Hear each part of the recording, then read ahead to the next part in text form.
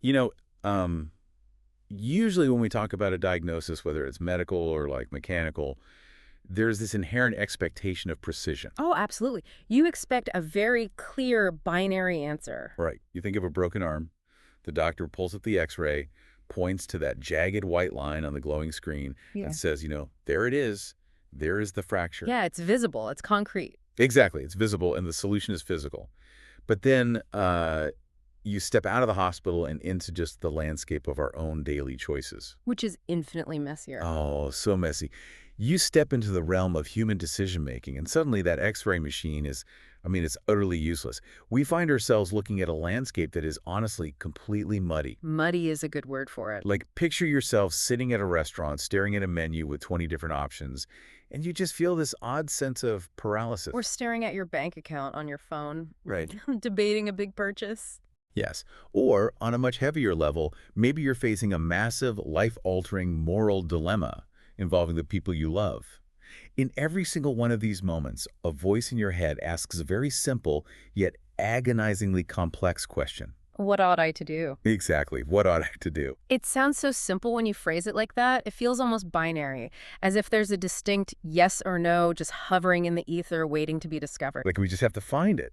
Right. We desperately want things to be neatly categorized. We crave the clarity of that X-ray you mentioned, but that single word ought, it resists categorization entirely. It really does. It plunges us straight into the deepest, most diagnostic, muddy waters of human thought.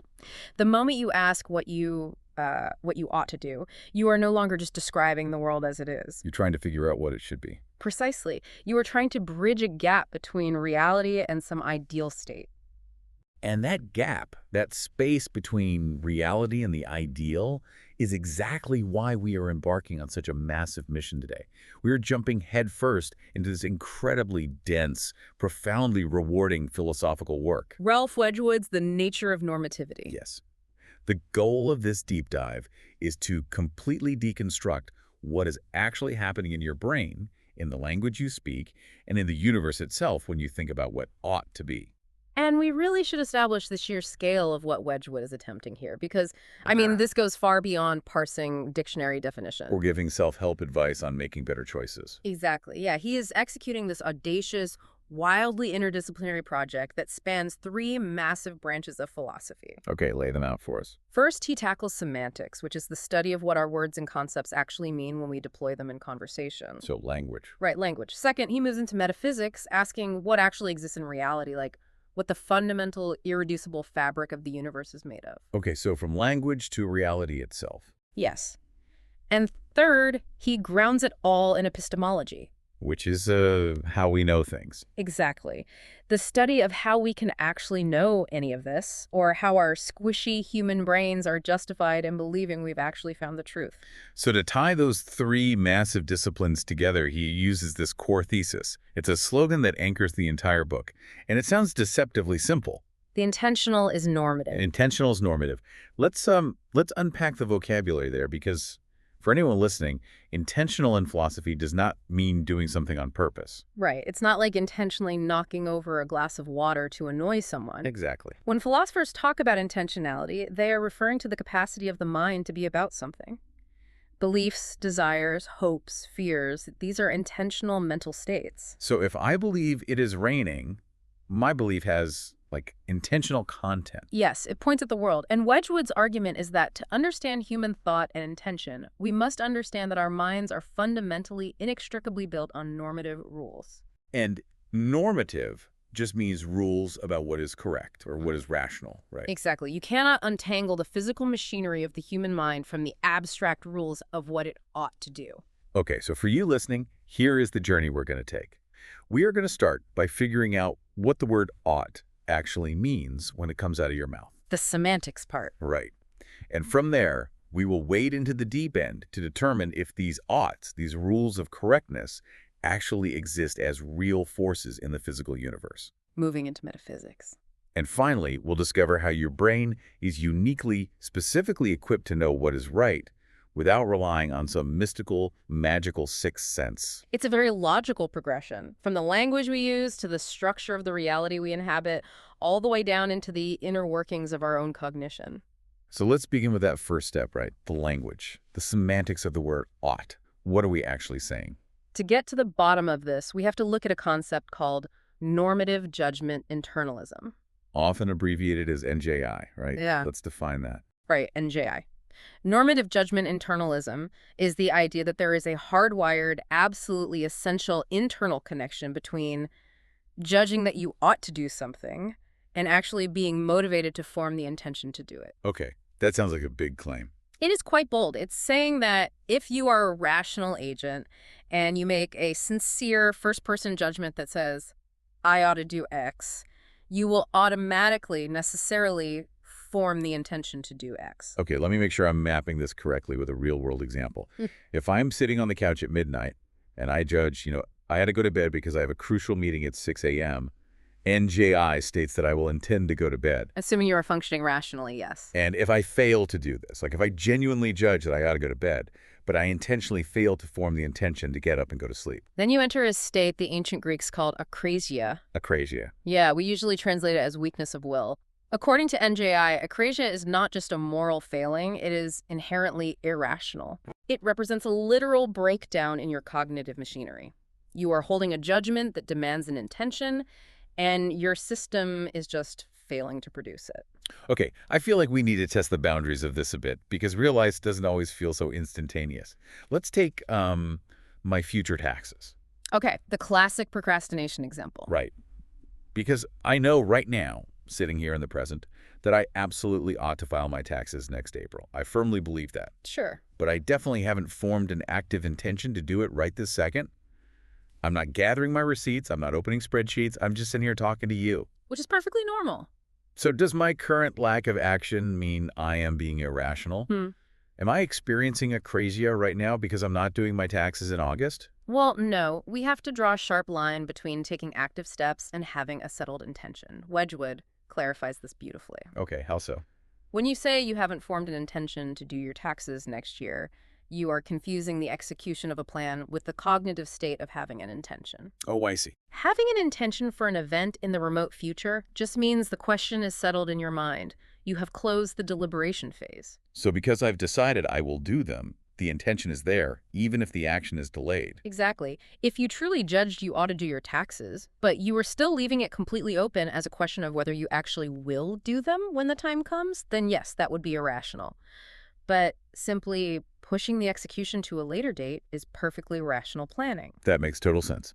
The deliberation is closed.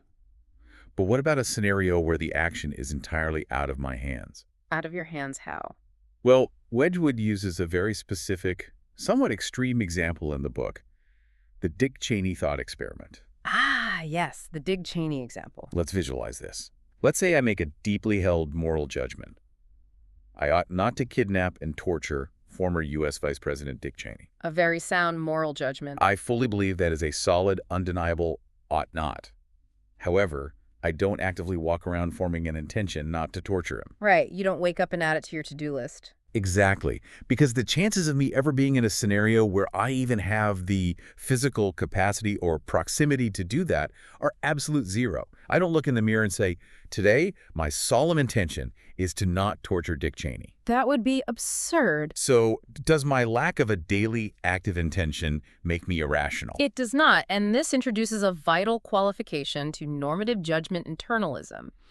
For NJI to hold true, the action you are judging must be what Wedgwood calls manifestly dependent on intention. Manifestly dependent. Meaning what exactly? It means you, as the agent, know that your intention will actually make a difference as to whether the action happens or not. Ah, okay. You won't torture Dick Cheney whether you intend to or not because the opportunity doesn't exist.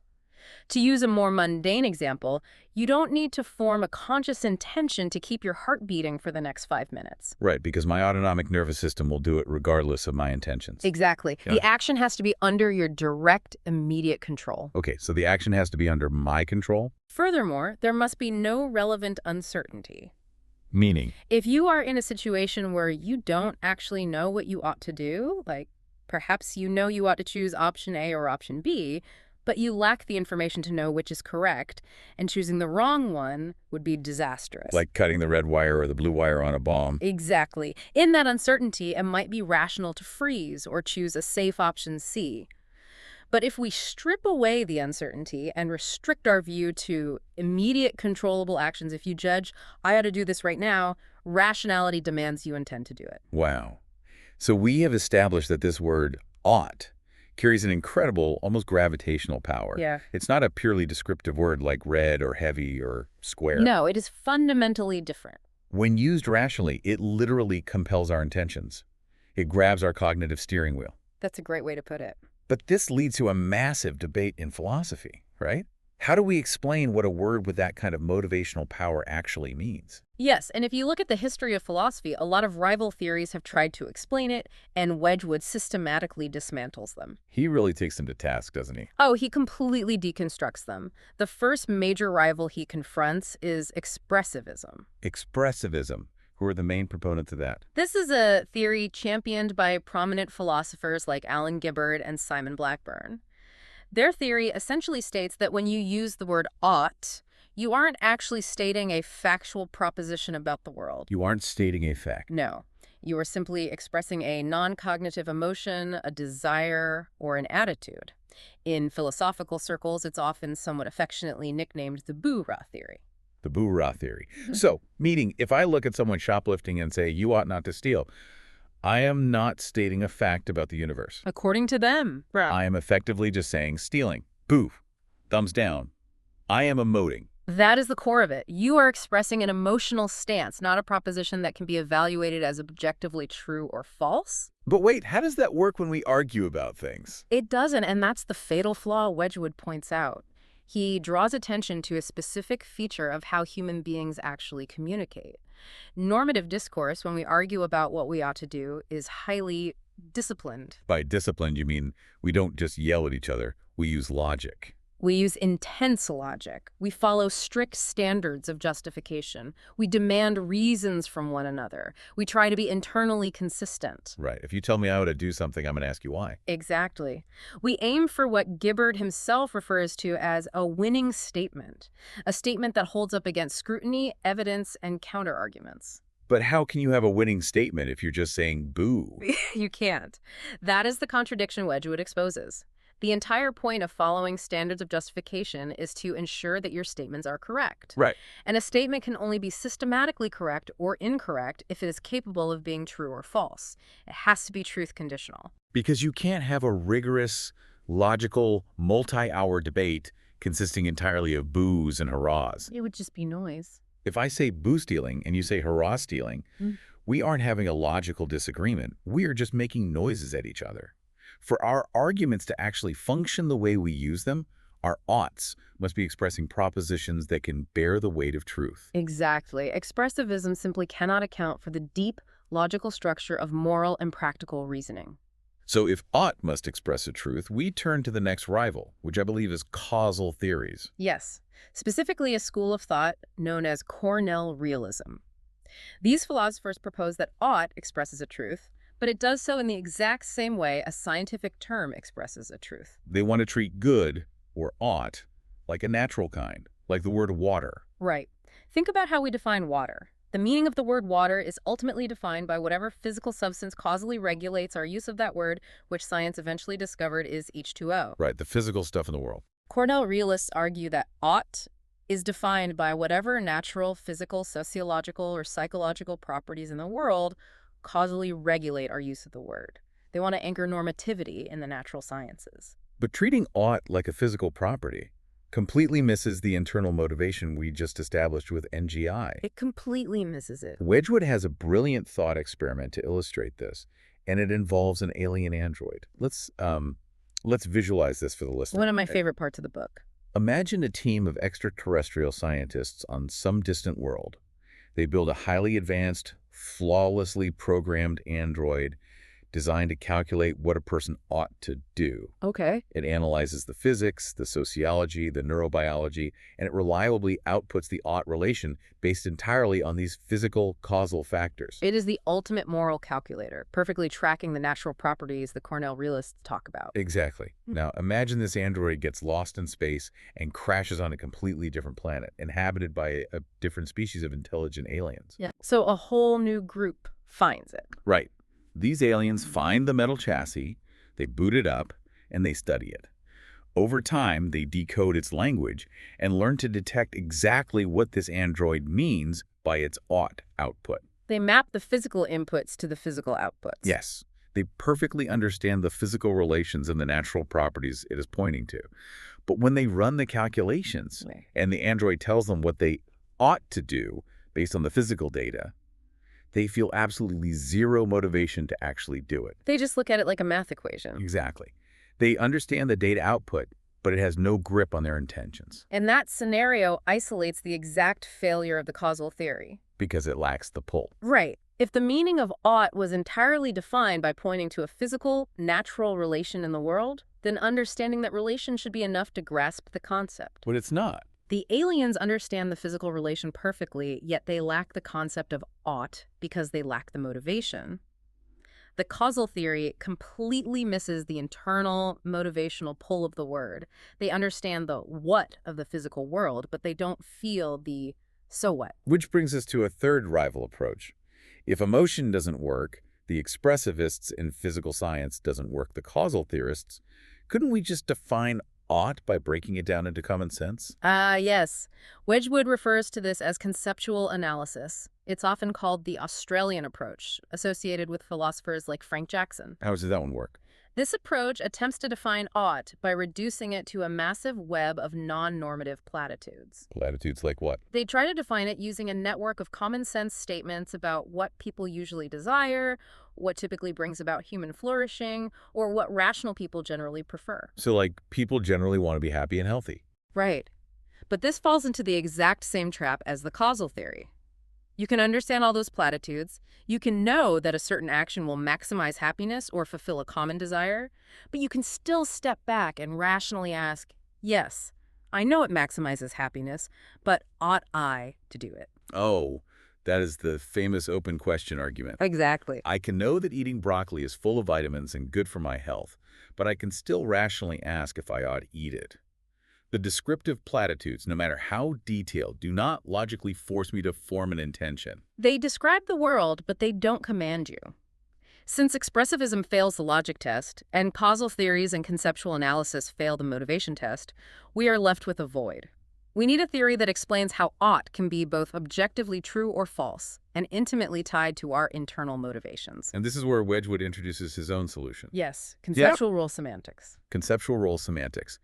He asks us to stop looking for what the word points to out in the physical world and start looking at what the word does inside the architecture of human reasoning. The core idea of conceptual role semantics is that the meaning of a term is defined entirely by the role it plays in our cognitive processes.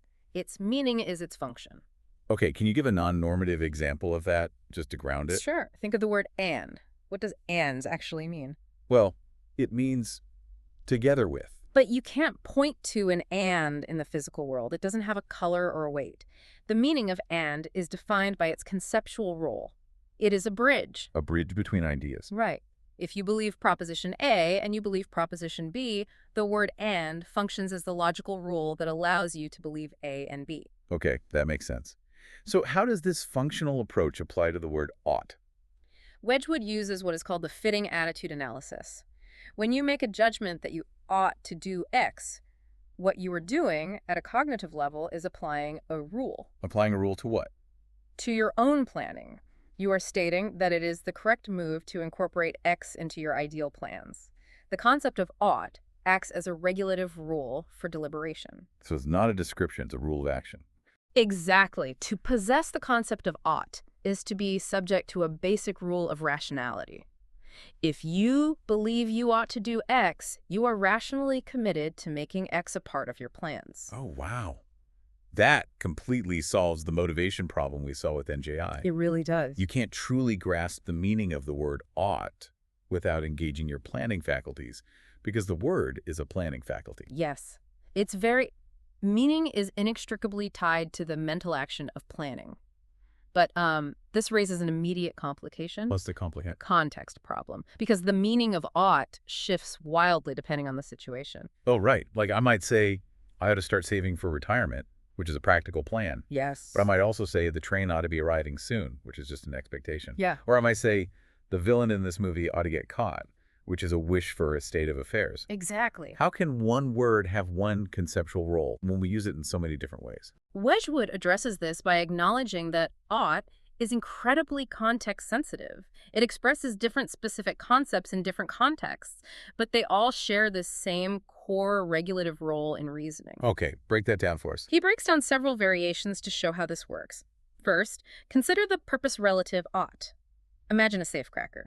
To open this specific safe, you ought to use this specific drill. So the correctness of the plan is contingent entirely on a specific goal. Right. Then you have the information relative ought. Let's picture a person trying to navigate a complex maze. From his perspective on the ground, looking at a dead end to his right, we would say, based on what he knows, he ought to turn left. Because it's the rationally correct plan based on his limited data. Yes. But contrast that with the objective ought. How does that differ? Imagine we are standing on a glass balcony high above the maze, looking down. We can see the whole board. We see that turning left leads straight into a trap, while turning right through a hidden door he can't see leads to the exit. Oh, I see. We have more info. We would say, he doesn't know it, but he objectively ought to turn right. So the context determines the parameters, what the goal is, or how much information is available, but the core function remains the same. Ought is always the rule for how to correctly incorporate that information into a rational plan. And this maps flawlessly onto a branch of formal logic called deontic logic. Deontic logic. Yes, it's the logic of obligation, permission, and prohibition. Just as a rational person cannot hold two contradictory beliefs about the world, like you cannot rationally believe it is raining and completely dry at the exact same moment. Right, that would be insane. Exactly. In the same way, a rational person cannot hold contradictory plans. You cannot plan to attend a party in New York and plan to stay home in Los Angeles at the same time. So the formal logic of ought is simply the logic of consistent, non-contradictory rational planning. Let's take a breath and synthesize this first major pillar, because we've covered a lot. We have solved the semantic puzzle. We know that the word ought gets its meaning from its conceptual role. It is a rule for guiding our practical plans. Correct. It is capable of being true or false, but it's also intimately, functionally tied to our internal motivations. But defining a word in our heads raises a massive, slightly terrifying question. I know where you're going with this. We just said that ought is a rule of correctness for our thinking. Does this correctness actually exist in the physical universe? Or is it just a highly evolved, useful fiction our brains invented to keep us from walking off cliffs? And this brings us to the metaphysics of normative facts. Yes, this is where we transition from language to reality. Are these oughts objectively real? Let's return to that explosive slogan we mentioned at the very beginning. The intentional is normative. You're going to put that under a microscope now. Okay, let's do it. This is the philosophical centerpiece of the book. To understand why normativity is real, we have to do a deep analysis of intentionality. Think about what a belief actually is. How do you define it? Well, it's a thought in my head. But you cannot define a belief purely in terms of physical neurochemistry. You can't just describe sodium channels opening and dopamine receptors firing. Why not? Because a belief, by its very essence, is a mental state that is correct only if it is true. Okay, let me play with an analogy to see if I am grasping the magnitude of this. Let's talk about a strike in baseball. Oh, I like this. Go ahead. If I try to explain what a strike is to someone who's never heard of sports, I can't just describe the physics. I can't just say, a man swung a carved piece of ash wood at a sphere of leather moving at 90 miles per hour, and the wood failed to make contact with the leather. Right. That is an accurate physical description, but it is not a strike. Because a strike requires a rule book. I can't describe a strike without describing the rules of the game. The fact that he is supposed to hit it, the dimensions of the strike zone, the penalty for missing.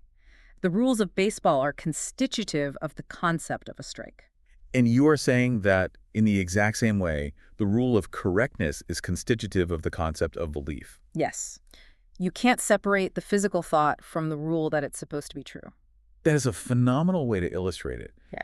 The rules of rationality and correctness are the rule book for your cognitive states. You cannot even describe what the human mind is without describing the rules it is supposed to follow. Therefore, the intentional, our mental states, is entirely built out of the normative. Yes. And since intentionality obviously exists, we are thinking right now, we are having this conversation, the normative rules must also exist. Wow. The metaphysical claim here is astounding but logically ironclad. Normative facts, facts about what is correct and incorrect, rational and irrational, are part of the fundamental fabric of reality. That's huge. They are woven into the universe just as inextricably as atoms, electromagnetism, and gravity, because intentional thought exists, and intentional thought cannot exist without them. That is a staggering claim. It elevates logic and correctness to the level of physics. But wait, if I bring a neuroscientist into this conversation, she's going to push back hard on this. She definitely will. She'll say, look, I can put you in an fMRI machine. I can see the exact physical neurons firing when you deliberate and make a choice. Can't we just reduce all these abstract oughts to neuroscience? The reductionist approach. Yeah. She'd say, can't we just say that good or correct is just shorthand for the release of dopamine or evolutionary survival advantages? The neuroscientist is offering a theory called reductive naturalism, and Wedgwood forcefully refutes it. You cannot reduce the concept of correctness to a physical property. Because of the open question again. Exactly. If you try to define good or ought purely in terms of physical states, you will always crash into the open question argument we discussed earlier. Right? If you say good simply means the release of dopamine, I can rationally ask, yes, injecting this drug releases dopamine, but is it good? And the question remains open. Therefore, normative properties are irreducible. They are their own unique sui generis category of reality. They cannot be translated into the language of physics without losing their meaning. Okay, I follow the logic, but it creates a massive mechanical problem. What's the problem? If oughts aren't physical atoms and they aren't firing neurons, how can they cause me to do anything? If something isn't physical, how does it interact with the physical world to make me move my physical arm? Aren't they just imaginary concepts hovering in the ether? You are hitting on the classic problem of mental causation. How does the mind move the body? Right. Wedgwood argues that normative facts do cause things, but to understand how, we have to distinguish between two different types of causation: world-driven causes and effect-driven causes. I need an example to anchor this. Let's say I decide to take a trip to London. Perfect. Let's analyze your trip to London. The world-driven cause is the micro-level physical reality. It's the specific pattern of neurons firing in your brain at the exact millisecond you make the choice. Okay, so the physical electricity in my head. Let's say you have a deep desire to go to a specific music concert in London, and that desire triggers a physical chain reaction in your nervous system that makes your fingers type in your credit card number to buy a plane ticket. That is the physical neurochemical level, the world-driven cause. Yeah. What is the effect-driven cause? The effect-driven cause is the normative fact that your mental states rationalize going to London. You had a reason to go. The concert. Right. To see why this matters, imagine a slightly different alternate universe. In this other universe, the concert is canceled. Oh, no. But instead, you want to go to a massive party in London. The world-driven cause, the specific neurons firing in your brain, is completely different. The concert neurons are silent, and the party neurons are firing. Okay, completely different physical hardware being used. But the result, buying the ticket to London, is exactly the same. Because in both universes, my mental states made it rational to go to London. Exactly. The overarching normative rule, the fact that you had a valid reason to go, remained constant, even though the underlying physical machinery swapped out the hardware. Oh, wow. So normative facts are causally efficacious because they explain why complex systems arrive at certain outcomes, even when the microscopic physical details vary wildly. Yes. The ought pulled you to London regardless of the specific physical tracks it ran on. They are the robust, effect-driven causes of our actions. This brings us to a massive dilemma, though. We're trying to reconcile all of this with naturalism, the supervenience puzzle. It's a tricky one. If we accept the scientific worldview, which we do, we generally believe in naturalism. Naturalism basically dictates that all contingent facts, everything that actually happens in the universe, must be realized in physical facts. But you just spent the last 10 minutes proving that oughts are irreducible to physical facts. How can they be real and cause things without breaking the laws of physics? How do they piggyback on physical reality? To solve this, Wedgwood takes us down a fascinating, admittedly technical rabbit hole involving modal logic. He argues that to understand how the normative and the physical coexist, we have to reject a specific framework called S5 modal logic. Okay, let's carefully guide the listener through this jargon. Modal logic is the logic of what is possible and what is necessary. We talk about possible world, ways the universe could have been. Yes. S5 is a very specific, very strict version of this logic. Right. S5 modal logic assumes that if something is possible in one universe, it is necessarily possible across all possible universes. It relies on the idea that truths about necessity are driven by pure, eternal mathematical essences that sit completely outside the messy physical world. So if S5 is true, then the rules of normativity must float freely in some eternal void, completely disconnected from the physical universe we actually live in. Exactly. And Wedgwood says that is wrong. We don't need to rely solely on pure eternal essences to explain necessity.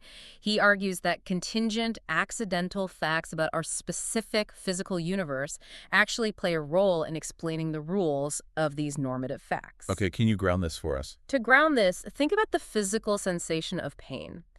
It is a contingent, accidental fact of human evolutionary biology that the mental sensation of pain is realized by the firing of specific neurons, often called C fibers, in our nervous system. That's just how we evolved. That is a physical fact about our specific world. It didn't have to be that way. Alien life forms might process pain through silicon chips, but in our world, pain is C fibers firing. So how does that connect to normativity? That contingent physical reality, the C fibers, works together with the essence of what pain is, which is a negative state to be avoided, to explain how the universe functions. The normative rules, the oughts, like you ought to avoid pain, are irreducibly real, but they always anchor themselves to the contingent physical facts of whatever world they happen to be in. This is the concept of supervenience. The normative rules supervene on the physical. They don't float freely like ghosts. They ride on the back of the physical neurons, using them to realize their rational patterns. Yes. Think of a digital photograph on a computer screen. The image of a face supervenes on the physical pixels. Right. The face is not reducible to any single red, green, or blue pixel. It is a higher-level reality. But the face cannot exist without the physical pixels. Exactly. In the same way, normative reality supervenes on physical reality. Science and normativity can coexist peacefully.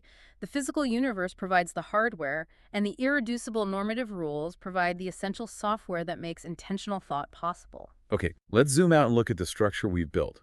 We know that ought gets its meaning from its role in our practical reasoning. Yes. We know that these normative rules are real, irreducible, effect-driven forces that cause things to happen in the physical world without violating the laws of science. But we still have one final massive puzzle to solve. This is epistemology, the study of how we know things.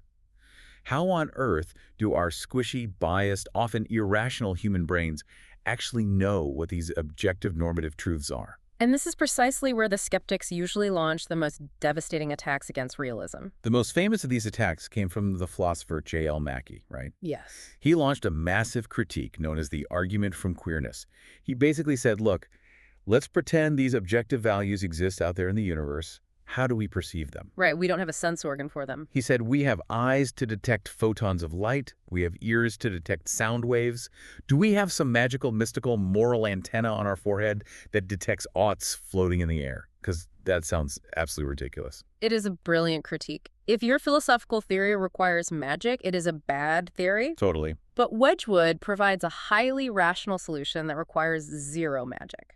He agrees with Mackie. There is no mystical moral antenna. What we have instead are normative intuitions. Intuitions. That sounds a bit vague. Well, crucially, in Wedgwood's framework, these intuitions are not just random guesses, cultural conditioning, or evolutionary gut feelings. If they aren't a sixth sense and they aren't just evolutionary noise, where do they come from? They come from the very structure of our minds.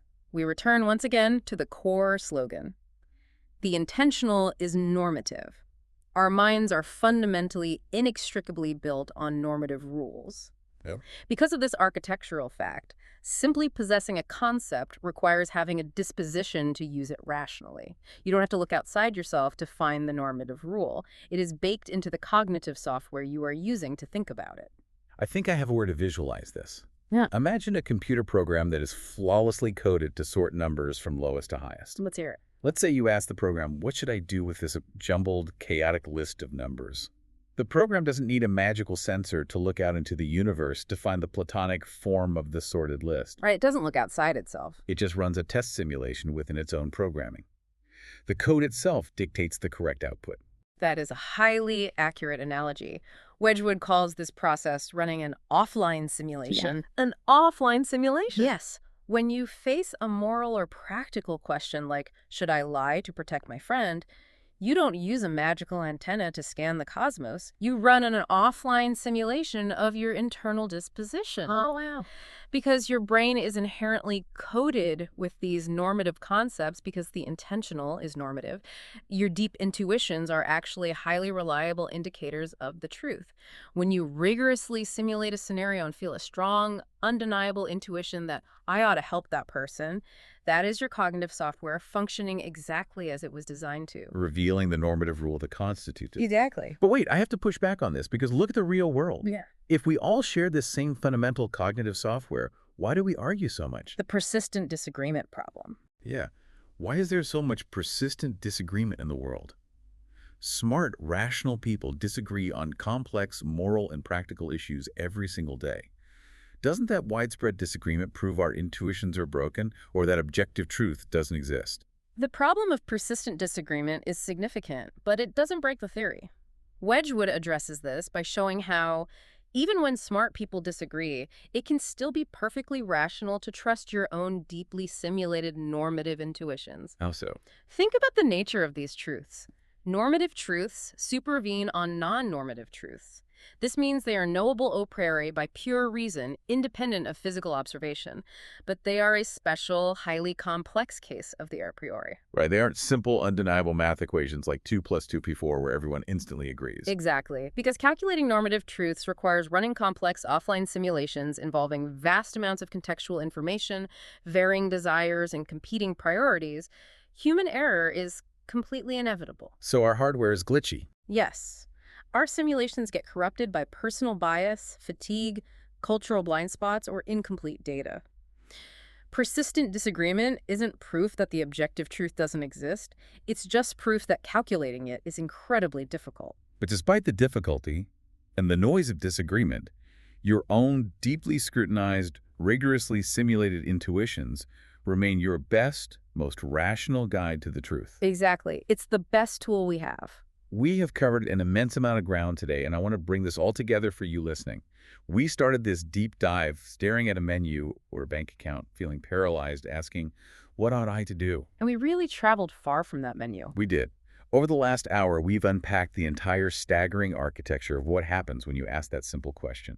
First, we explored semantics.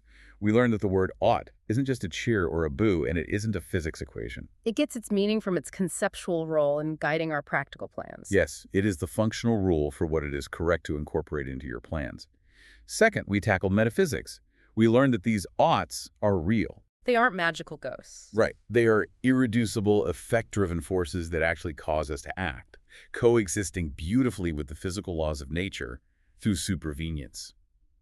The intentional is normative. You cannot have a mind without having rules of correctness. Beautifully summarized. And third, we finished with epistemology. We learned that we know what is right not by using a magical moral antenna, but because the very essence of human thought is built upon these normative rules. By running rigorous offline simulations in our minds, our internal intuitions guide us toward objective truth. When you synthesize all of these immense philosophical pillars, the grand takeaway of Wedgwood's work is quite beautiful. He is effectively offering us a modern, scientifically compatible form of Platonism, stripped of all the ancient mysticism and theological baggage. Platonism without the magic. Exactly. Thousands of years ago, Plato wrote that the form of the good is to the mind what the sun is to our eyes. We are sighted, we can see the physical world only because of the light of the sun.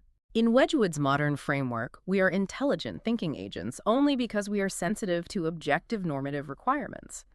The rules of what is correct and rational are the sun that illuminates our consciousness.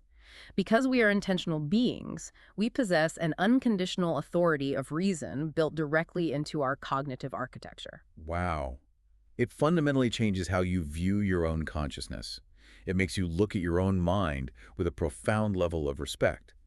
But before we sign off, I want to leave you, the listener, with a final provocative thought, something to chew on that builds on everything we've discussed today. I love a good final thought. We've established that normative rules, the grasping of what is correct, are the very essence of true intentional thought.